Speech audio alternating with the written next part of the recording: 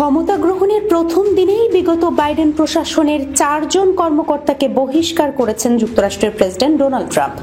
নিজের সামাজিক যোগাযোগ মাধ্যম ট্রুথ সোশ্যালে এক পোস্টে তিনি বলেছেন, নিকট ভবিষ্যতে আরও সহস্রাধিক কর্মকর্তাকে দায়িত্ব থেকে অপসারণ করা হবে।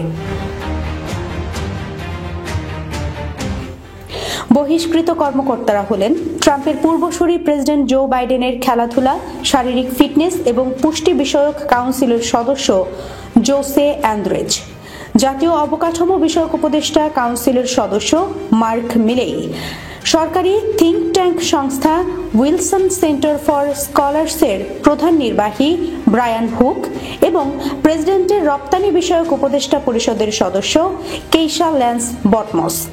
ট্রুথ সোশ্যালে পোস্ট করা এক বার্তায় ট্রাম্প বলেন, বিগত প্রশাসনের 1000-এরও অধিক কর্মকর্তা যারা আমাদের লক্ষ্য ও দৃষ্টিভঙ্গি আমেরিকাকে আবার মহান করে তুলুন, মেক আমেরিকা গ্রেট অ্যাগেইন এর সঙ্গে ভিন্নমত পোষণ করেন, তাদেরকে শনাক্ত ও ছাঁটাই করা হবে।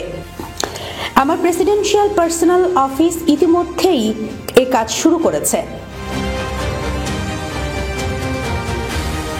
পোস্টে আজ মঙ্গলবার বরখাস্ত হওয়া 4 কর্মকর্তার নাম ও পেশাগত পদবি উল্লেখ করে ট্রাম্প বলেন, এই 4 জনকে আজ বহিষ্কার করা হয়েছে।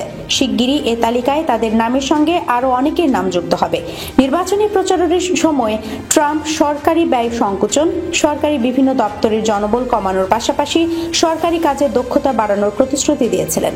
এ প্রতিশ্রুতি যদি পুরোপুরি পালন করা শুরু করেন তিনি, তাহলে আগামী সপ্তাহ ও মাসগুলোতে যুক্তরাষ্ট্রে অনেক প্রতিষ্ঠান পুরোপুরি বন্ধ হয়ে যাবে।